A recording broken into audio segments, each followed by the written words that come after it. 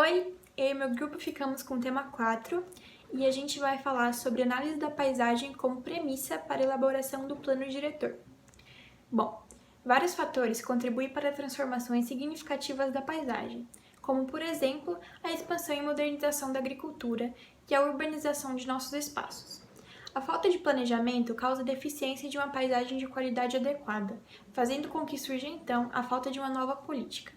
A Lei da Paisagem de 8 de janeiro de 1993 dita que todo plano diretor, quando em sua elaboração, deve levar em conta a paisagem local.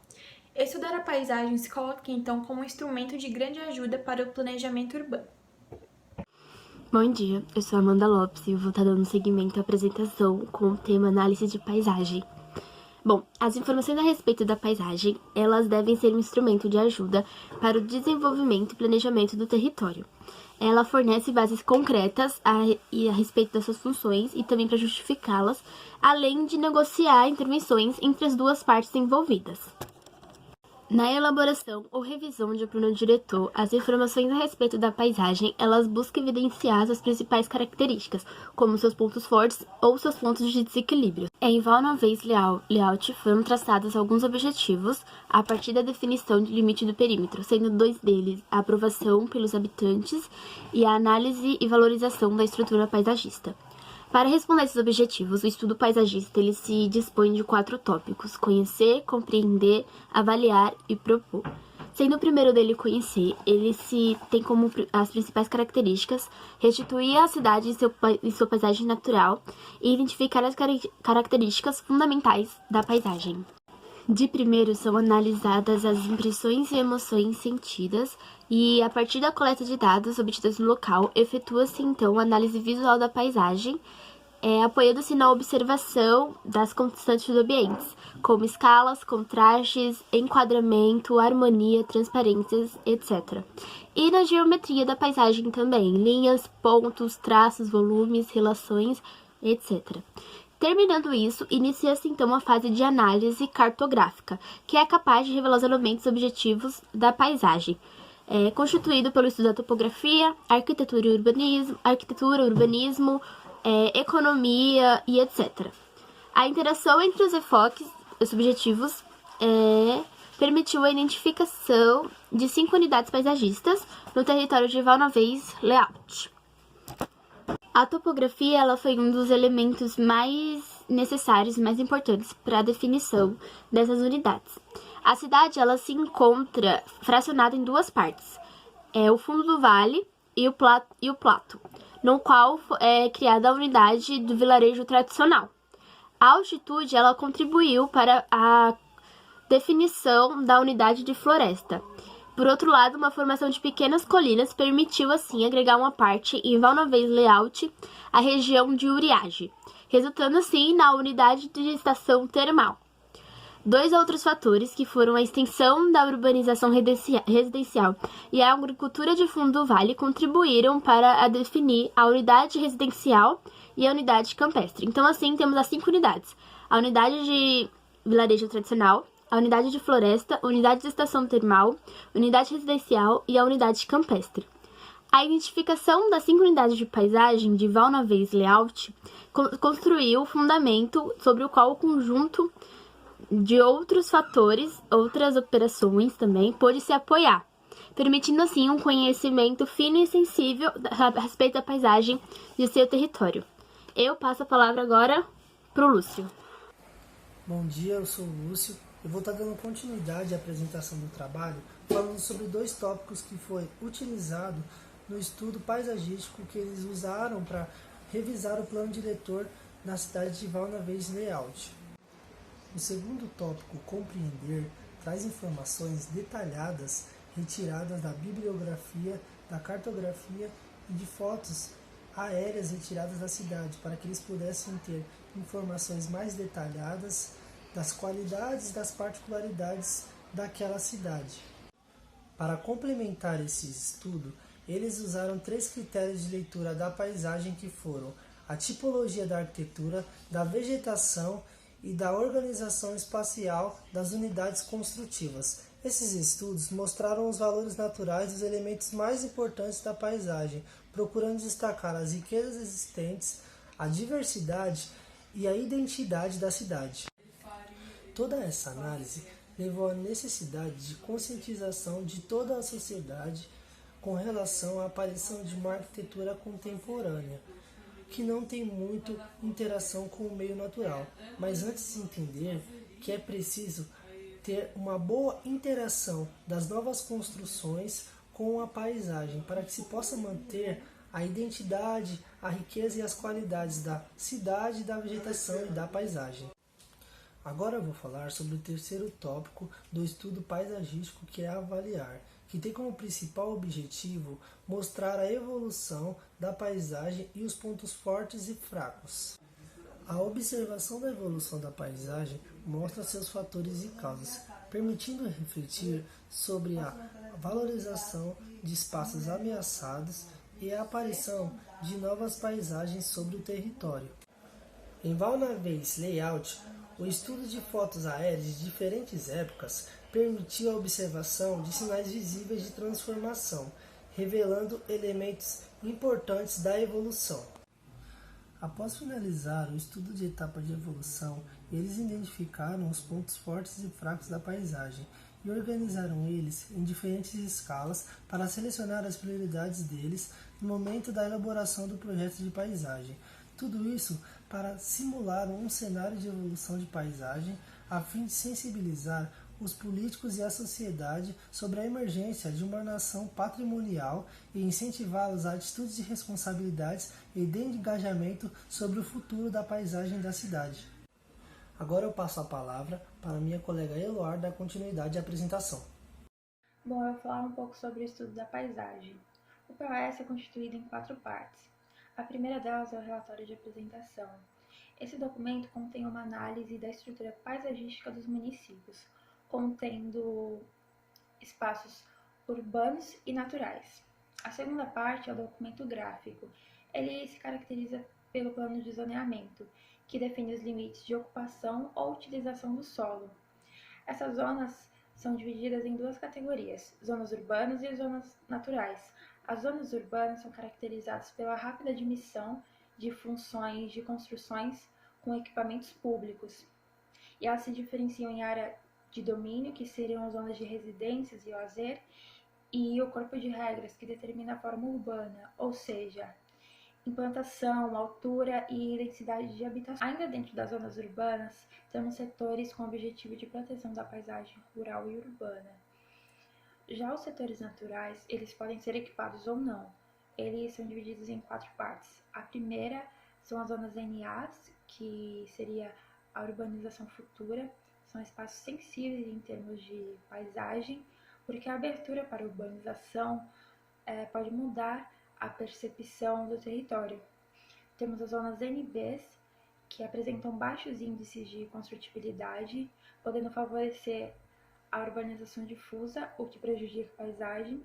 Temos as zonas NCs, que a atividade agrícola tem papel fundamental para a preservação da paisagem, e nesses espaços são limitados a construir apenas pelas necessidades agrícolas e florais.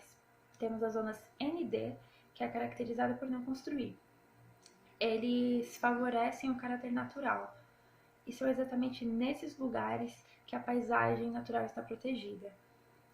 E por fim temos o regulamento, que fixa as regras aplicáveis aos terrenos em diferentes zonas do território municipal. Ele é composto por 15 artigos. Falamos sobre determinar princípios de intervenções visando a melhoria da qualidade paisagística. Isso trata de trazer para cada situação crítica projetos de organização do espaço e da paisagem. Sendo assim, em termos de paisagem, quais são as situações críticas que existem em Vulnerable? Primeiramente, são os espaços abandonados devido ao não cultivo de terras agrícolas, também o desenvolvimento de certa forma de urbanização residencial, que acaba ameaçando a legibilidade do território. Também as construções de casas mal integradas ao meio rural, as entradas da cidade sem tratamento paisagístico adequado e o aspecto degradado de certas micropaisagens. A partir dessa constatação, foram hierarquizados 5 objetivos de intervenções mais importantes e a recomendação de ações na escala do município foram fixadas. trazendo como determinar a utilização dos espaços do território municipal em concordância com a paisagem desejada. Nesse contexto, são evidenciadas as orientações principais por tipo de espaço e localização. Então, em primeiro, temos os espaços a manter. Esses englobam as florestas, espaços em retrogradação e as terras cultivadas. Essas representam uma grande preocupação devido à dificuldade de manter os agricultores na cidade, e a sua ausência ameaça os espaços abertos entre a floresta e o burgo. Em segundo, temos os espaços a urbanizar em prioridade. As zonas ao redor do burgo devem ser fortalecidas pelo aumento da densidade de moradias, a fim de criar uma zona de transição assegurando uma ligação entre as moradias difusas e as moradias agrupadas do burgo. E também temos os espaços a urbanizar a longo prazo, que são aqueles que não caracterizam um problema de paisagem atual, mas que poderão ser eventualmente urbanizados no futuro. Em quarto, temos os espaços a requalificar, dispersos pelo município, são espaços que necessitam de microplanejamentos, visando a melhora da qualidade da paisagem global. E por último, o plano diretor. O estudo da paisagem é uma espécie de guia na escolha do planejamento e proteção das paisagens. A Lei Paisagem de 8 de janeiro de 1993 dota o poder público de uma nova ferramenta para promover a proteção de sítios notáveis por seu interesse paisagístico. A lei exige a obrigatoriedade de identificar e localizar os elementos de paisagem e delimitar os bairros, ruas, monumentos, sítios e setores a proteger ou a valorizar por motivos de ordem estética, histórica ou ecológica, e definir eventualmente as prescrições naturais para assegurar a sua proteção. Instituiu-se ainda com o Decreto nº 94.408, de 8 de maio de 1994, o Permis Paysager, no qual todo projeto arquitetônico deverá indicar claramente como a construção projetada se insere na paisagem. Como interagir a paisagem e o plano diretor? Eu peguei as coisas mais importantes que eu achei e vou compartilhar com vocês agora. Conseguimos interagir a paisagem a partir de um diagnóstico que nos dará vários objetivos que serão traçados e traduzidos em uma planta. A planta se torna então um documento de referência para os políticos e urbanistas que elaborarão o POS. Ela representa somente a parte da paisagem, que pode ser modificada em função de demográfico, econômico e social. Espaço a manter. Para os políticos de Val-na-Verne, conservar os espaços abertos é muito importante. Esses espaços estão correndo um grande risco de desaparecerem, por terem dificuldades de manter os agricultores. Os agricultores estão encontrando muitas dificuldades em relação à exploração, como pequenos cultivos de viabilidade econômica, excessos de regras em relação à agricultura, dificuldade em até mesmo obter o próprio sustento. O objetivo, além da classificação em zona NC, é encontrar meios para conservar o agricultor no município. O estudo da situação agrícola revela a necessidade de reestruturar os locais. Bom dia, o meu nome é Jaqueline Santos e eu vou continuar a explicação sobre os critérios paisagísticos. Bom, as áreas a serem mantidas sob vigilância seriam aquelas áreas que cresciam de forma desorganizada. Um exemplo disso é as florestas. Elas se expandiam de forma espontânea e desorganizada e invadiam áreas que não deveriam ser áreas florestais. Então o intuito era colocá-las sob vigilância para poder ter um controle da expansão da área da floresta. Eles poderiam controlar o que seria floresta ou não e como ela se expandia. Já os espaços a serem submetidos a um plano global se encontravam principalmente nas zonas urbanas e no vilarejo de Belmont. A densificação desses centros correspondiam a objetivos paisagísticos, demográficos e econômicos, como assegurar uma área de transição entre as moradias difusas e as moradias agrupadas do burgo, o que facilitaria sua leitura, e assegurar a urbanização futura nesses setores já equipados. Bom, como eles já estavam mais equipados, para uma urbanização futura seria muito mais fácil. Os espaços também deveriam ser enquadrados em uma zona NA, que são as zonas de urbanizações futuras, e submetidos a um plano global, capaz de ditar regras de implementações das construções, considerando as diretrizes paisagísticas e urbanas dos estudos. Já os espaços a serem requalificados são aqueles que requerem microplanejamentos para fazerem parte da paisagem na sua totalidade, como requalificação das estradas da cidade, da rotatória que se encontrava totalmente abandonada. Então, esses espaços a serem requalificados, eles precisariam passar por reformas para poder fazer parte da paisagem. É como se eles não se encaixassem na paisagem que eles queriam manter para a cidade. Então, eles iam precisar de mudanças para que ele faça parte do contexto todo da paisagem. Bom, eu espero que tenha dado para entender. E agora eu passo a palavra para o Luiz. Bom dia, eu vou explicar um pouco sobre os espaços não estratégicos em termos de paisagem. Os espaços rurais e urbanos da nossa cidade, eles são poucos percebidos pelos espectadores, pois seu futuro dependerá da análise dos outros estudos à medida que as terras sofrem. Bom, agora eu vou falar sobre a conclusão de tudo isso. Bom, na Lei da Paisagem de 8 de janeiro de 1993, incita que políticos locais a considerarem a paisagem em suas decisões sobre urbanismo, essencialmente nos planos diretores.